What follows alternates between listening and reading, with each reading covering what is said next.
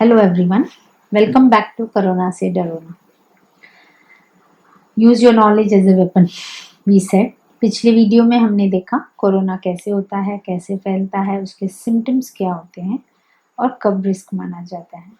इस बार हम उसे प्रिवेंशन कैसे करेंगे, अगर होता है तो हम क्या क्या कर सकते हैं, उस बारे में थोड़ी सी जानकारी लेंगे। पर आज सब लोगों का ये सवाल है कि अगर इतना कोरोना डरावना नहीं है तो फिर इतनी मृत्यु क्यों, इतने लोगों की डेथ क्यों, इतना डेथ टोल क्यों। आज अगर हम देखेंगे तो डेथ टोल कंपैरेटिव रेट में देखा जाता है, रिलेटिव टर्म्स में बोला जाता है। तो अगर हमारी पॉपुलेशन 1,30,000 करोड़ है तो उस हिसाब से डेथ रेट उतना ज़्यादा नहीं है।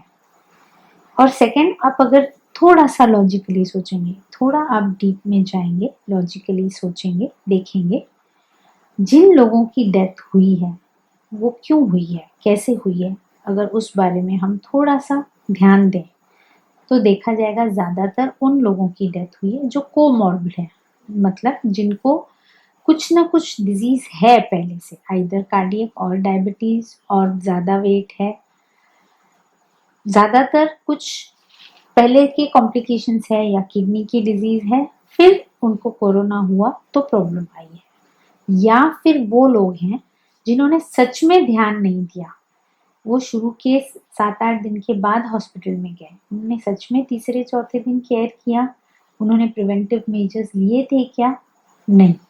जब उनको निमोनिया डेवलप हुआ फिर वो गए, या वो हॉस्पिटल में जाने के बाद किसी भी वजह से उन पे ध्यान नहीं दिया गया, स्टाफ की कमी थी, या मेडिसिन नहीं मिले, या मेडिसिन की अवेलेबिलिटी नहीं थी, या कॉस्ट वाइज वो लोग नहीं पहुंचे। तो आप देखेंगे तो ज़्यादातर उन सिचुएशंस में डेथ हुई है। जैसे कुछ महीने पहले ऐसा था कि हम कुछ भी कर रहे हैं, वो पेशेंट बच नहीं रहा है, वेंटिलेटर भी लगा रहे हैं तो भी कोई असर नहीं कर रहा है। अब ऐसी सिचुएशन नहीं है। अब हमारी सिचुएशन जो है, जो हमको ट्रीटमेंट जितना अवेलेबिलिटी चाहिए वो कम हो रहा है, या तो पेशेंट का निग्लेक्शन। सो बेसिकली जो डेथ है वो इसकी वजह से हो रही है। इसका हम कोरोना को उसका खाली दोष देके नहीं करेंगे, कुछ हद तक हमको इस लेवल पे भी इम्प्रूवमेंट लाना जरूरी है। So now let's go for the prevention again. जैसे हमने बोला कि तीसरे या चौथे दिन खास करके निमोनिया डेवलप होता है। बहुत बार निमोनिया में कुछ तकलीफ नहीं होती है, स्लाइट कभी खांसी हो भी या नहीं भी हो, ऐसे भी हो सकता है। तो इन दैट केस इसको हैप्पी हाइपोक्सिया कहते हैं। जैसे हमने बोला पेशेंट बहुत ठीक है, उसे कुछ तकलीफ नहीं हो रही है, तो in that case what is to be done, हमको ऑक्सीजन से चेक करना है, पल्स ऑक्सीमीटर से चेक करना है। इसको सही तरीका चेक करने का ऐसे है, 5 से 6 मिनट हमको वॉक करना है और फिर ऑक्सीजन चेक करना है। इफ ऑक्सीजन इसमें 94 से कम आ रहा है तो हमें इमीडिएटली हॉस्पिटल जाने की ज़रूरत है। आप समझिए, ये हमारा फर्स्ट स्टेप है। तो ये हमने पहले दिन से करना है। हम जल्दी जाते हैं, कितने निमोनिया घर पे ठीक होते हैं। There are 3 types of cases, mild, moderate, severe. Mild मतलब उनको सिम्टम्स आते हैं, कभी कभी नहीं भी आते हैं तो बहुत माइल्ड होते हैं। मॉडरेट मतलब निमोनिया बहुत अर्ली स्टेज है, डेवलप हुआ है, उनको भी हम अगर कई बार अगर कोमॉर्बिड नहीं है, घर पे रख के भी हम काफ़ी बार एंटीबायोटिक से ठीक कर सकते हैं। बट अगर सीवियर है, जिनको ऑक्सीजन की कमी हो रही है, वो यही ऑक्सीमीटर डिसाइड करता है कि कंडीशन की सीवियरिटी क्या है। तो हमको सीवियर कंडीशन है तो पेशेंट को एडमिट करना ज़रूरी है। As early as we go, there is treatment for corona, but we need to go to the hospital at the right time. That is very very important. Okay?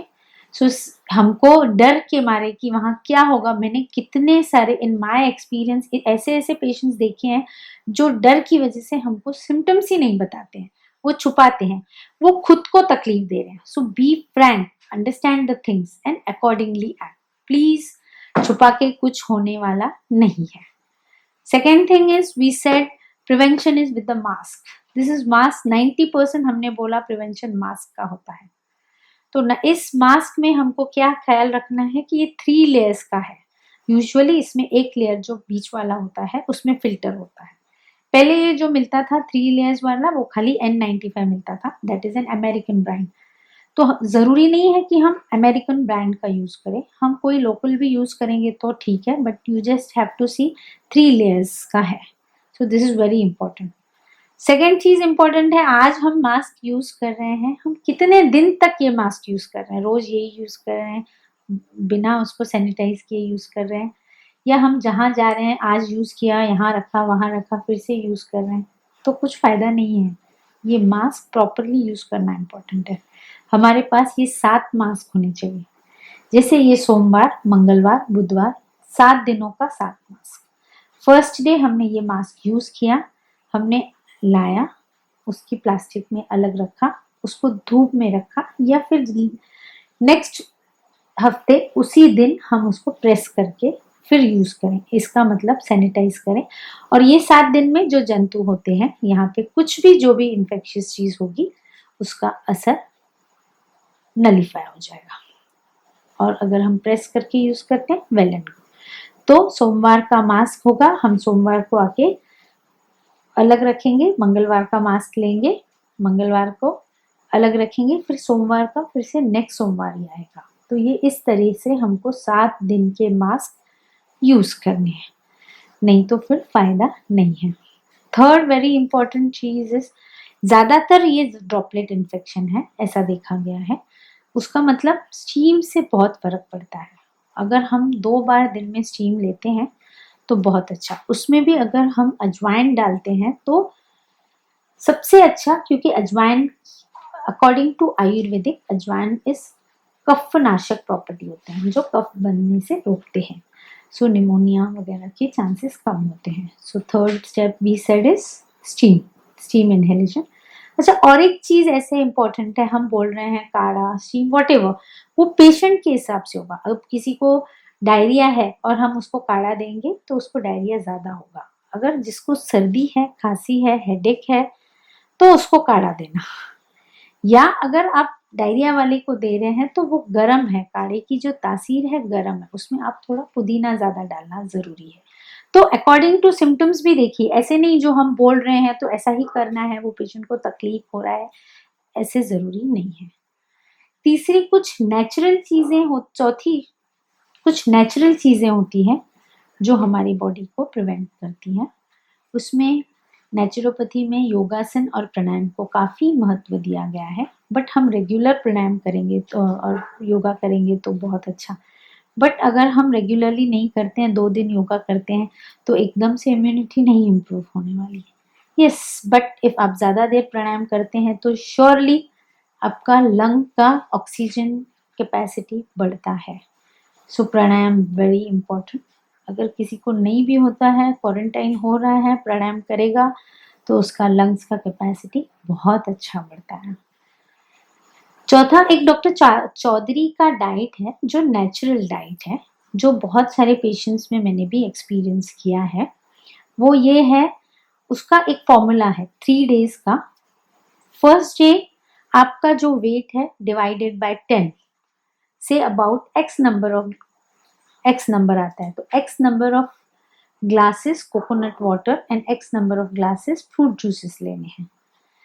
For example, अभी किसी का wait है 80, तो उसको divided by 10, it comes 8 glasses. 8 glasses of coconut water, 8 glasses of fruit juice.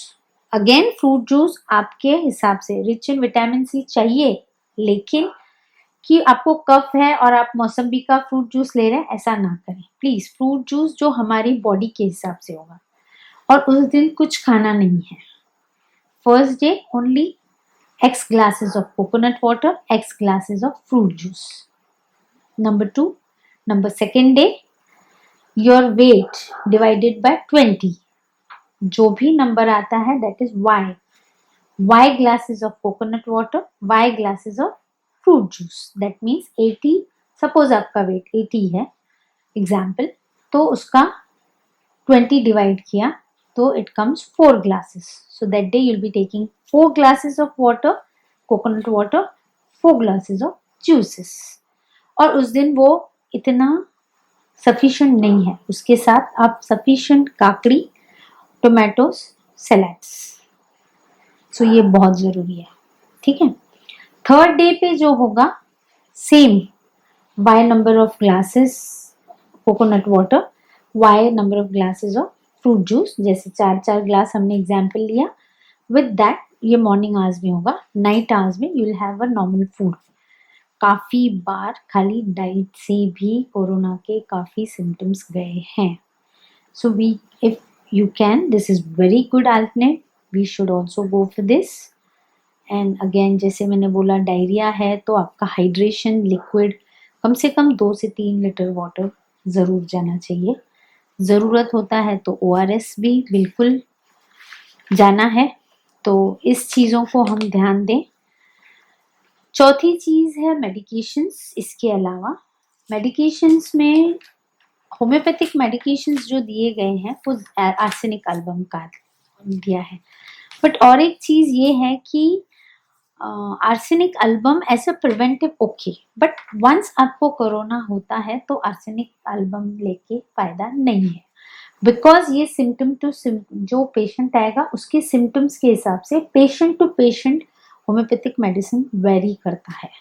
Like किसी को बहुत ज़्यादा बॉडी एक है तो मेडिसिन विल चेंज, किसी को लूज मोशंस है तो डिफरेंट मेडिसिन होगा, किसी को निमोनिया है तो डिफरेंट मेडिसिन होगा।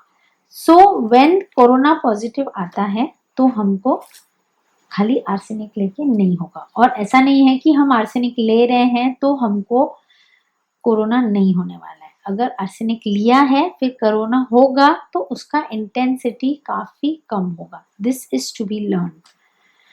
सेकेंड, कुछ जो मेडिसिन है नॉर्मली जो एडल्ट्स में भी ऐसे भी आप प्रिवेंटिव करके ले सकते हैं।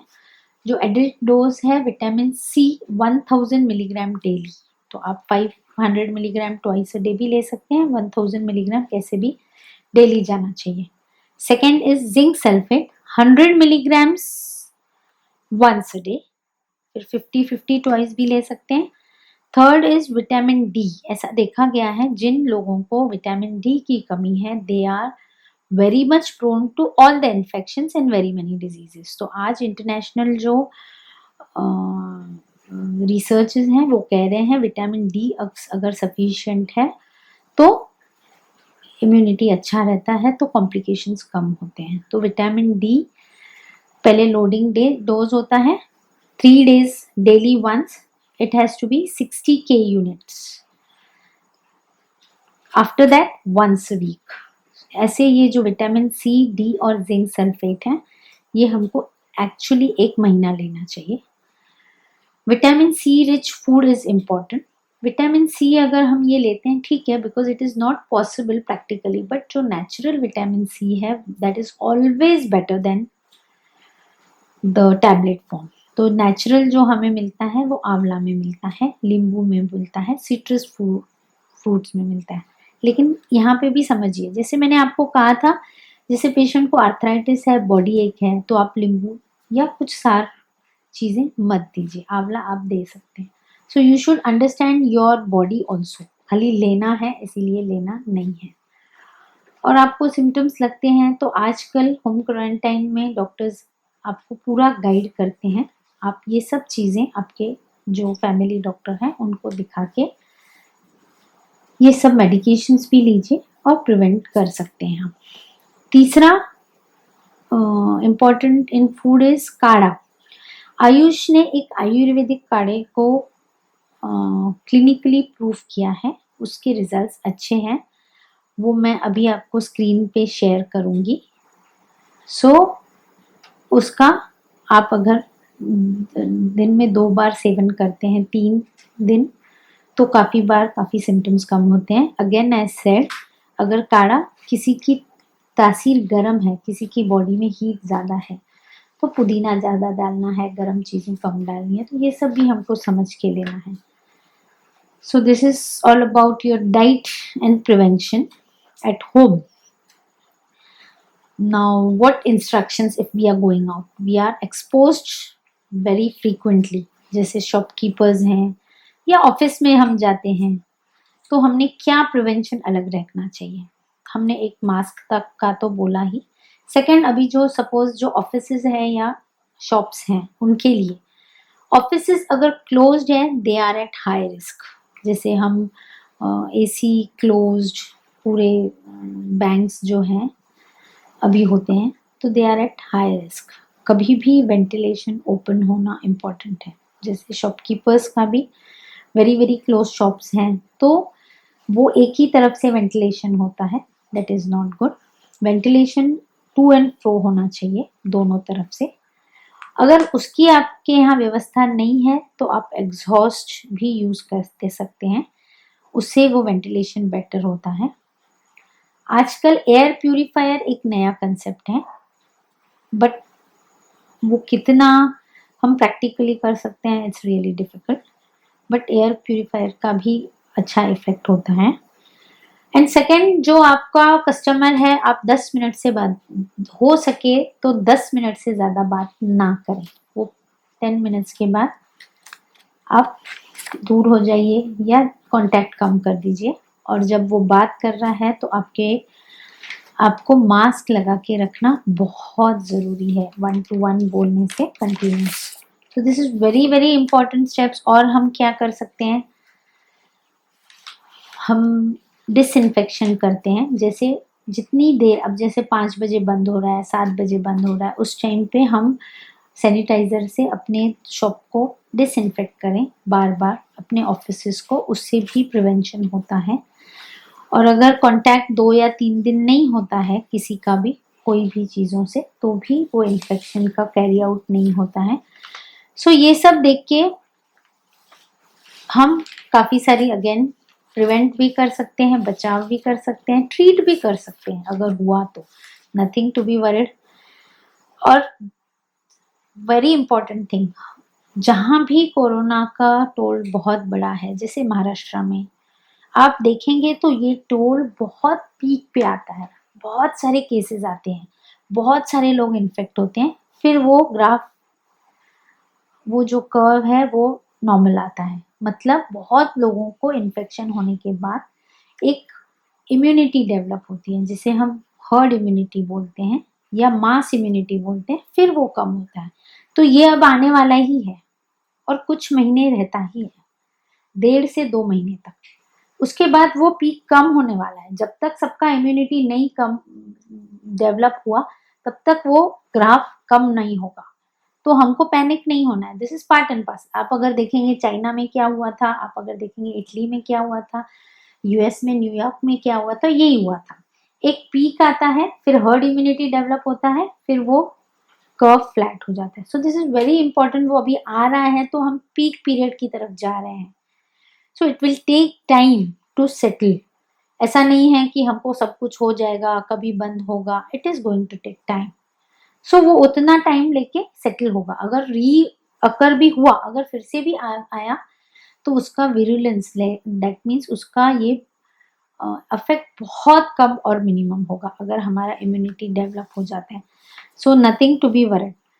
तो हम ये जंग ज्ञान से लड़ें। हमारी ये जंग ज्ञान के संग जीती जाएगी। तमसोमा ज्योतिर्गमय।